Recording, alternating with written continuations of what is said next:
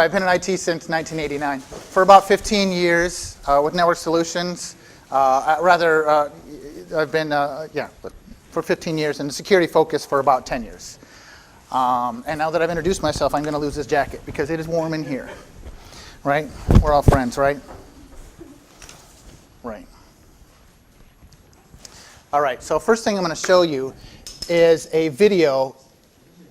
Some of you may have already seen this, but I really want you to pay attention to it because we're going to dissect this video here when we're done with it.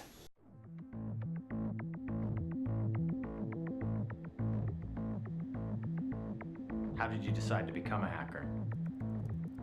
Well, I'm not really sure what it means to become a hacker. That's like some guy in a hoodie who types really fast and stays up all night writing code and cracking passwords. It's not me. I just spy on people and see what makes them click. It's not a bad job. Mark Hanning, CEO of Qualicart, set to report earnings after their blockbuster IPO. So you consider this a job? I put a lot of work into this. I'm not lazy. It takes research to figure out the key players, learn all about them, their families, their friends, what they care about. You have to understand the company's organization. I get a lot of my information from the sales department because they're always so quick and eager. They're hungry. People trust too easily. They don't look at the details. I do.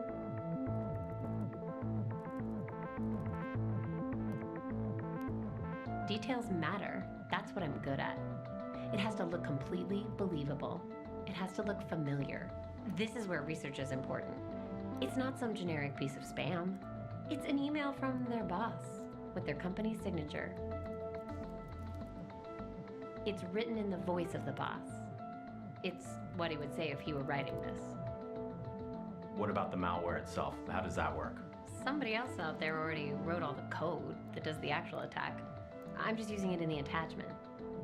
My skill is in my ability to get a bunch of people to click on that attachment. I always wonder what it's like when the whole thing unfolds on their end, when the panic sets in. Please leave your message after the beep. Hey, this is Rajiv in finance. Call me as soon as you get this. Something's up with my laptop. I can't. Katie, are you on your way to the office? Something's going on with our file servers. Karen in HR, our benefits dashboard seems really slow. We're getting calls from users on it. Can you call and get this? Joining conference now. Apparently, there's a malware attack targeting our main... It's ransomware. They're holding us hostage. We're locked out of everything. I can't even check my phone. What about the backup? That will take days. We need this fixed now. Just pay it. We don't have a choice. We're reporting earnings in 2 hours. But how do we know that Just they'll... pay it. Put every single person on getting us back up and running. That's the only priority now. Okay, it's done. I have the decrypt key.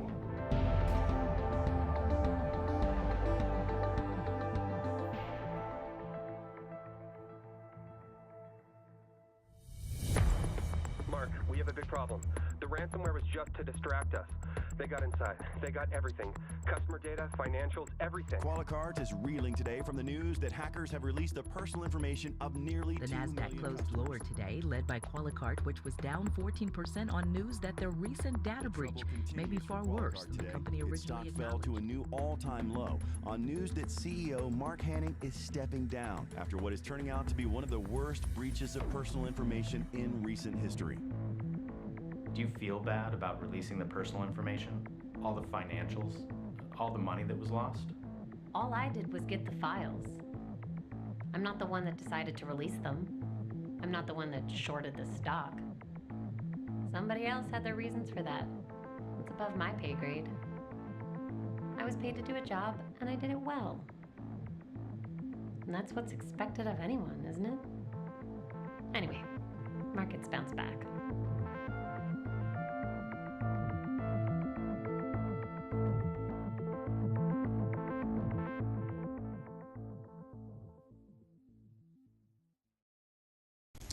All right, so who's not completely terrified by that video? Right? That applies to anybody. It applies to all industries and all verticals. It can apply to financial, healthcare, K-12, higher education, manufacturing. It applies to anyone. So what is ransomware? about it a bit. Ransomware is malware, specific malware where the victim's data is encrypted and can only be decrypted by a key that is known to the attacker. So the attacker will hold your data at ransom hostage until it's paid, usually with Bitcoin. So we'll talk about a bit more in the future. A quick evolution of ransomware. You can see it started in 1989 to a degree and has gotten more complex over time.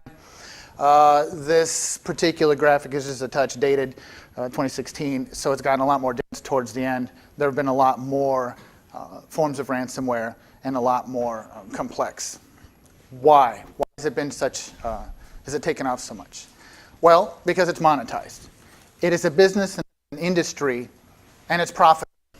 It is profitable and it's good, not good business, but it's profitable business to be in the cybercrime industry. Illegal, yes, but it's taken off. And you can see here that when they talk about a Bitcoin, see the rate there just shows, $610, and this graphic was from 2017. Can anybody tell me what a Bitcoin is worth now? Right on. $4,000. So if somebody asks for just one Bitcoin, that's $4,500. And rising. See the little chart there? It's taken off. Changes in technology have enabled cyber criminals to be able to do what they do and really stay a lot more anonymous. Software as a service is a term that you're all familiar with. Office 365, Salesforce, Google, all serve software as a service. Now there's cybercrime as a service where, as the attacker indicated, somebody else does all the hard work. Somebody else has coded the software. Somebody else hosts the malicious infrastructure, and you only need to rent it to use it and attack somebody else. So hacking started out, the original hacker phrase, which you don't really hear too much anymore, where an attacker would create their own software, they'd need their own servers, they'd need their own infrastructure, and then they would attack their victims. It was expensive for hackers to do this. They would target larger companies because they needed a larger return to justify doing it. Well, nowadays with cybercrime as a service, you can just go out to purchase the malware yourself and send it out. You don't have to invest all the money and time and efforts and resources into creating malware or to purchasing this malicious infrastructure. You let somebody else do that for you. So now that opens the door to have a lot more attacks, even with smaller customers who might be more willing to pay a ransom than a larger ransom. So if you have several more of them, it's still quite profitable for them. Attacks of yesterday where you drain a bank account, or you'd maybe ransom one user, or you'd steal their credit card or social security number. Now on the dark web, on dark net, you can find exploit kits, spam bots, infection as a service, carding forums where you can just go and purchase a number of credit cards or social security numbers, etc. And fraud as a service. So let's talk about how it works from a few angles. From a high level, it can come from phishing emails, as we saw in the video where this started. And that one, I wouldn't necessarily call that, it's sort of between phishing and spear phishing in that it attacked a company but not a single individual, regardless. You can also pull down or contract malware that has ransomware associated with it through unpatched programs and drive-by downloads. So you're always seeing on your endpoints software updates for Flash or Java or even your operating system, and oftentimes those patches are to correct or remediate vulnerabilities in the software where they can attack. A drive-by download is when you go out and you download a piece of software, and then it also says, hey, would you also like this as well? Some people aren't paying attention, they click yes, and inadvertently download some malware with that. Compromised websites may not know that they've been compromised. Somebody's taken over their site, replaced the content with malicious content, and now they're distributing malware or attacks in some other way. Malvertising, who's heard of that term, malvertising? Yeah? So advertising on a website really is just a legitimate website renting out some space on their website for a marketing company to use. So if one of those advertisements happens to contain malware, the main website where it's on, they don't know anything about it. And click to know more about whatever the ad is, you download malware. Or some of the sneakier ones will just try to install themselves without you knowing about it. And then free software, of course, you have to use a lot of discretion with that. And even with free software that's been trusted and you've used for years, there's been a lot of occasions now where you go down and try to download the latest version of a particular piece of software utility that you've been using for years. That latest one, they compromise the site and replace it with a malicious file. Right. So let's go a little deeper with ransomware. The email is launched with an attachment. The attachment is actually an exploit kit. It scans your system and looks for vulnerabilities. Then it reports these vulnerabilities to malicious infrastructure and downloads custom malware for that particular vulnerability, including what's known as command and control, which has many names, botnet, C2, CNC, where, if successfully installed, can remotely control the victim's endpoint. Then the endpoint then is instructed remotely to download a key to use to encrypt the file system, and the remote the botnet software will reach out and pull down a page to replace and say, here's how you unlock your file system. Okay, so that's ransomware in a nutshell. And another way of looking at that, so there was the email. Same thing if you were to click on a link, still reaches out to this malicious infrastructure to download maybe an exploit kit first, run the exploit kit, download the malware to install the command and control software, reach out and grab a key to encrypt your file system, direct you out to a page that says, here's your instructions. So let's take apart that video that we looked at in detail. First of all, that video is fantastic. There are a lot of things going on. You can watch it over and over again and learn new things every time. So we're going to point out a few things that were important here. It doesn't really go into the reason why this particular company was targeted. It doesn't give a motive. It seems like it's just credibility destruction of the company or ruining their image, but it might have been for the purpose of grabbing all these the data in the end to put out on some board to resell. Regardless, the target is the company Qualicart, this fictitious company Qualicart. And the attacker has been provisioned to attack Qualicart. So she searches for Qualicart and looks for the CEO, Mark Hanning.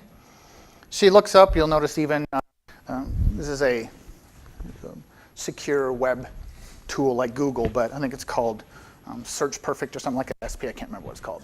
But anyway, it's one of those search anonymously on the, without being noticed. Of Mark Hanning, here he is, you can find what you need to know about him. After that, the search, where's the next place you go to find information where people typically put way too much information? Facebook. So let's learn more about Mark Hanning and go to Facebook. There's verification of the company that he's the CEO of, and by the way, there's his wife, Lisa Hanning. Okay, well, so the attacker then looks up Lisa Hanning to get more information as part of his arsenal for the attack. Lisa Hanning studied at this Wesleyan University, so the attacker puts in a friend request, says, hey, long lost friend, can I be your friend here? Long time no see. Lisa says, well, I met a lot of people in college. I don't remember this particular person, but why not? She can be my friend. And then the next part of this, actually before we get to that, the next part of that is the most terrifying part of the whole video, in my opinion, where an attacker, a criminal, is out sifting and searching through their personal photos of their family and learning everything about them, unbeknownst to them. I don't even like putting the pictures of the fake kids on my presentation because it creeped me out, right? Okay. Also, you'll notice she was sitting down, she watched the news, there was a press release of how successful Qualicart was, mentions his name, talks about how well they're doing as a company. Now she's going to go to the Qualicart website, and you'll notice here, she's using Tor, the Onion browser, right? That's been around for a while, you guys all heard of that. So to search and try to cover her tracks as she's been searching for this company. And finds Qualicart and locates the contact sales link and reaches out and says, hi, I am this fictitious Mario Brenner. I want to do business with you. When can we get on the calendar? Mario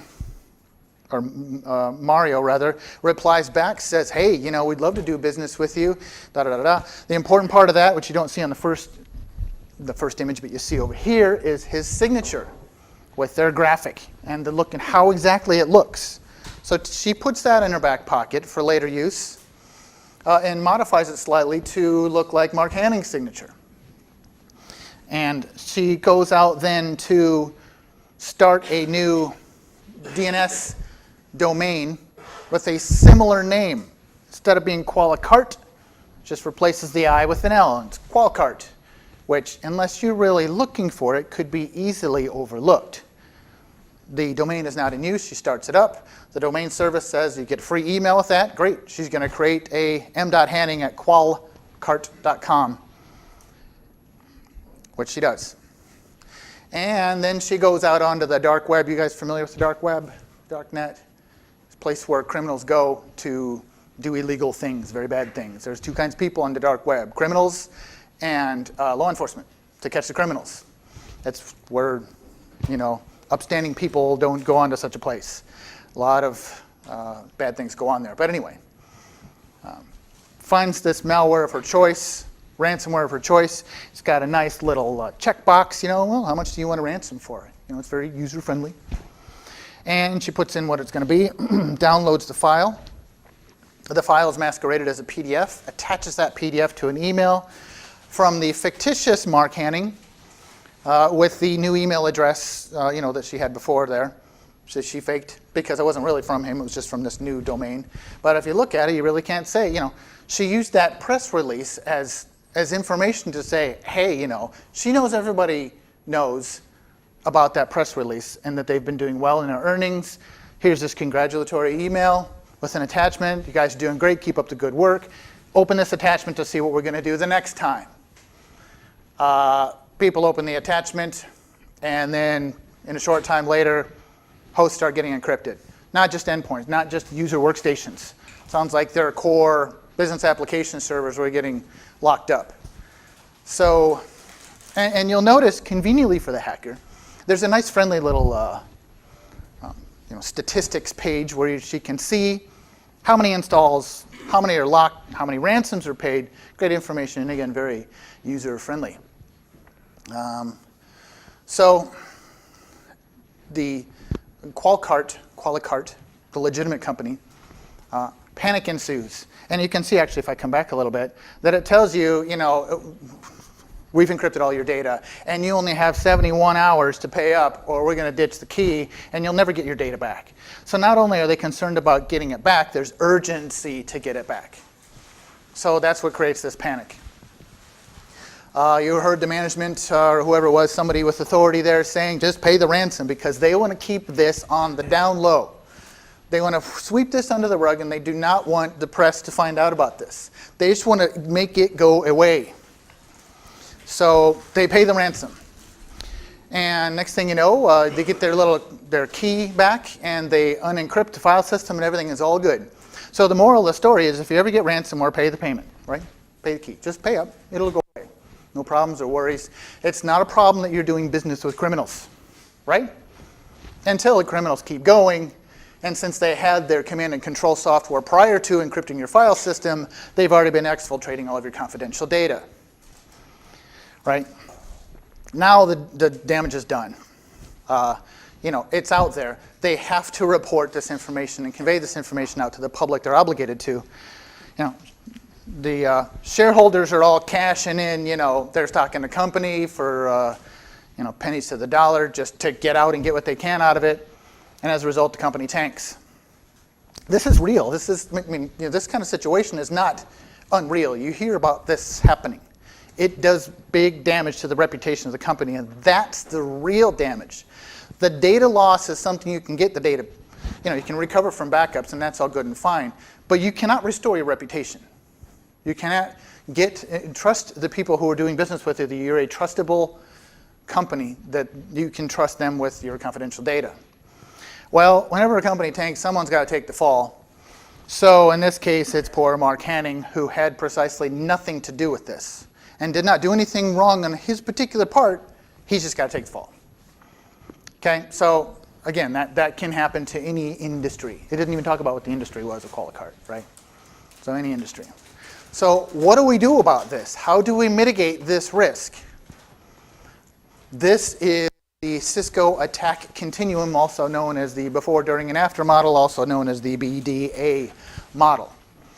Cisco, ever since they've started to acquire security companies to make themselves into the fantastic security company they are today, put this model together to emphasize, first thing they will come out and say that other companies that provide security products are not so willing to say, is you cannot eliminate risk. You cannot remove the risk and say, I'm not going to get malware. I'm not going to get ransomware. There will be no intrusions. That's not realistic. It is more realistic to say that all we can do is mitigate risk, reduce our risk. So all of them say they mitigate risk. The difference is the efficacy. How effective are they mitigating the risk? And that's what you're investing in. And when it comes down to it, think of anything else where you sort of get what you pay for. If you buy an economy car, you're going to have an economy car. If you buy a luxury car, you'll have a luxury car, and that luxury car has its benefits that the economy car does not have. Right? Maybe that's a poor example, but you get the idea. So the before, during, and after model is such that Cisco says they're still going to do their best efforts before to try to control and enforce and harden to prevent attacks from permeating. They're also going to watch so that if something gets through the defenses, they can catch it in the act. And they can detect, block, and defend. But here's the part that's unique to Cisco, is that they also have this after phase where they're going to admit some things may get through. And when they find out that it has happened, they still have the ability to scope, contain, and remediate. And then the lessons learned are passed on to the previous phases to mitigate it from happening again. Right? So this after phase is a concept that other companies just don't have. They just don't have this.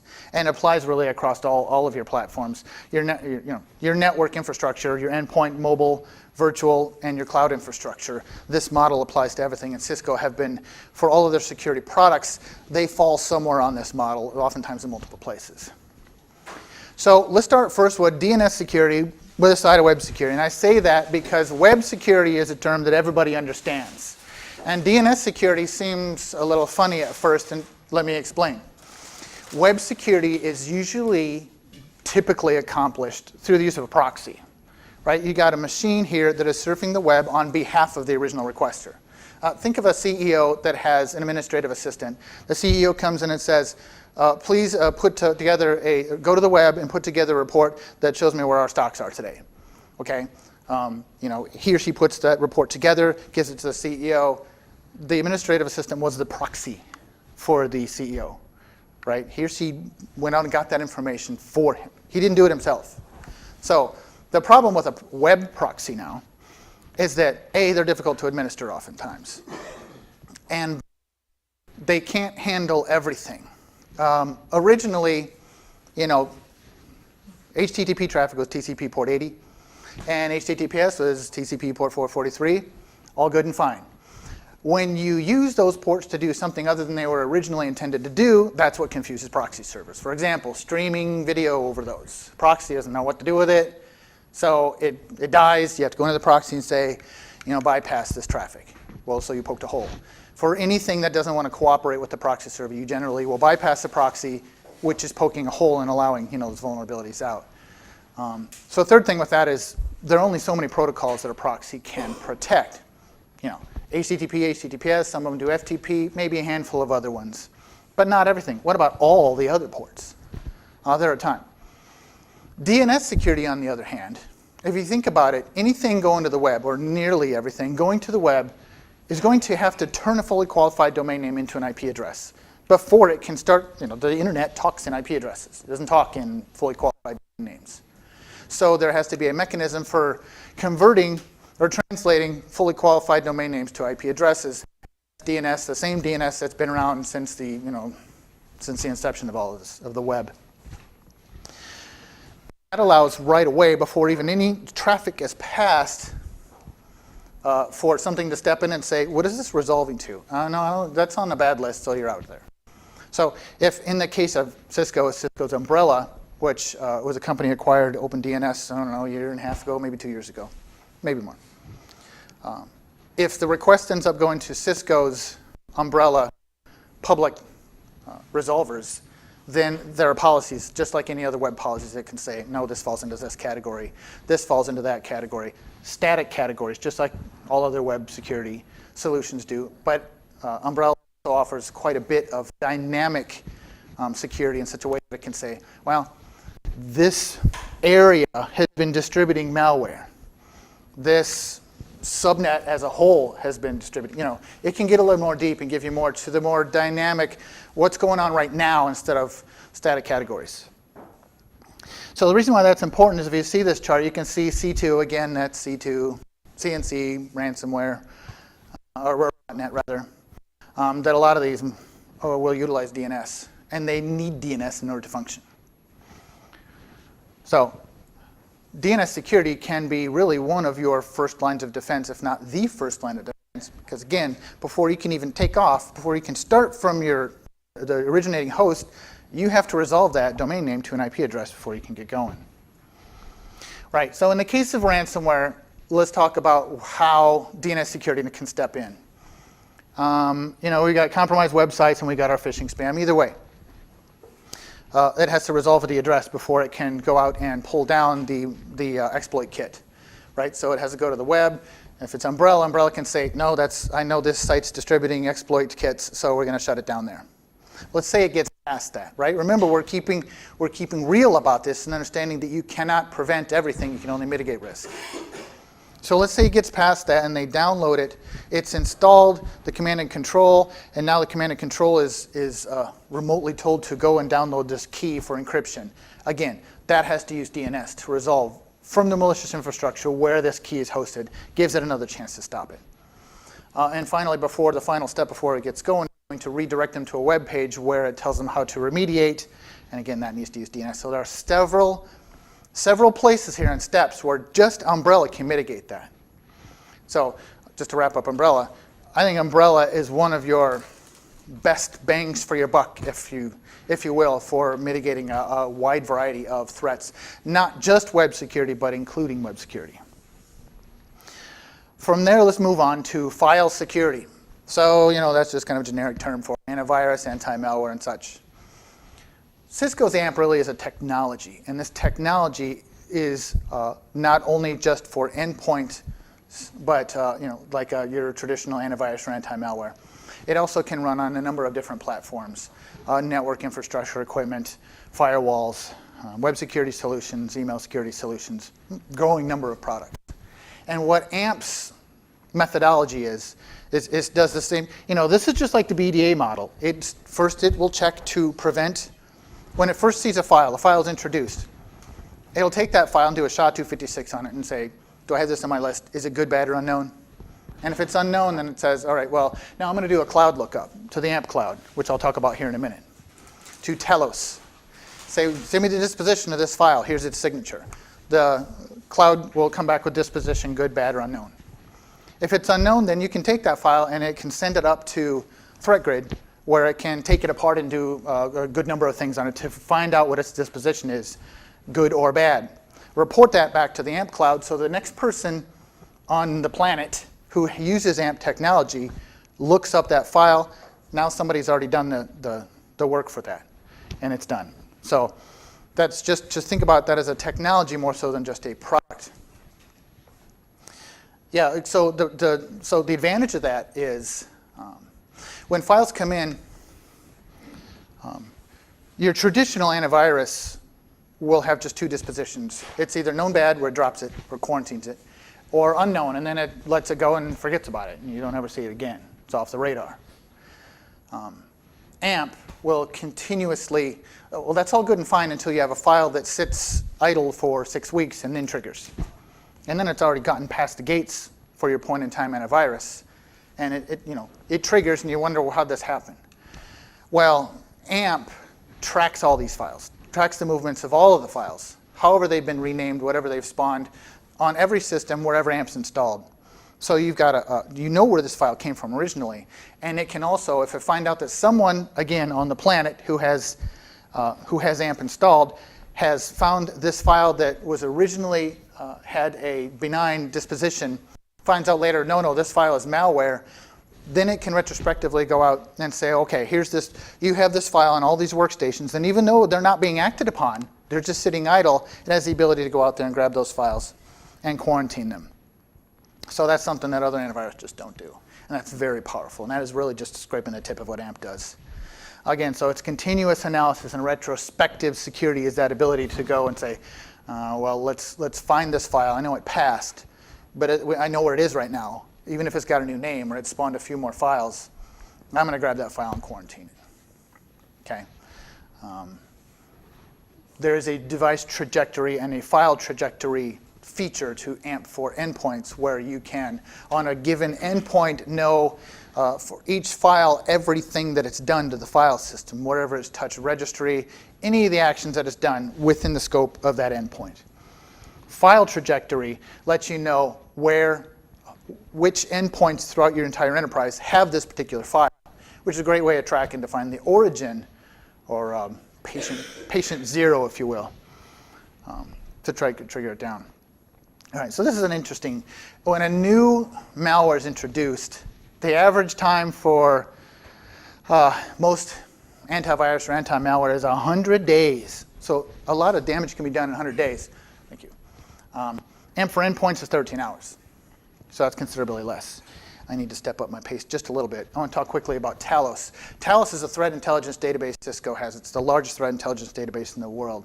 It started out with Cisco's acquisition of Ironport, and it was originally called SenderBase or SensorBase, depending on who you talk to. And it was, I think it was one of the first, if not the first, threat intelligence database that would give reputation for websites and for email. Later, after a few other acquisitions, Cisco acquired SourceFire, and SourceFire had their own threat intelligence database, the vulnerability research team, I think it was. That merged together with SenderBase, and became Talos.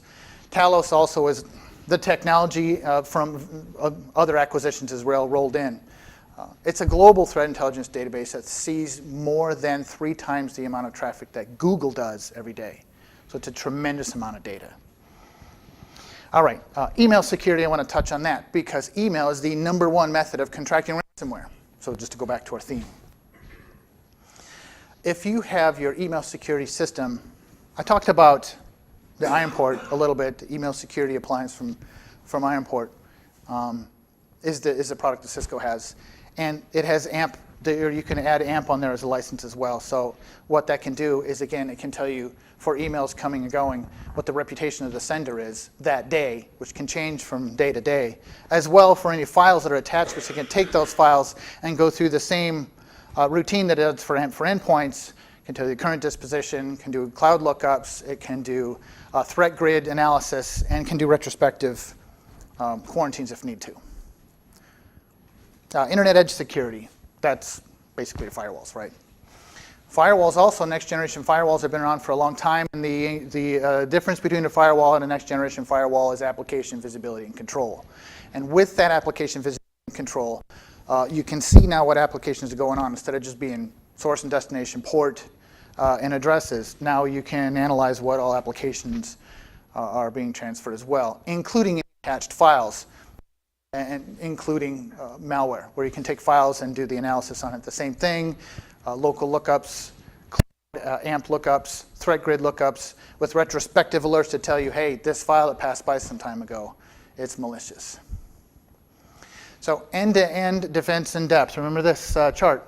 Well, now we just plugged in some products onto there where they fall under for Cisco in particular. And again, these all give these products also all pass contextual security information between each other, so they work not so much as individual pods, but they work together as a security system, and they strengthen each other.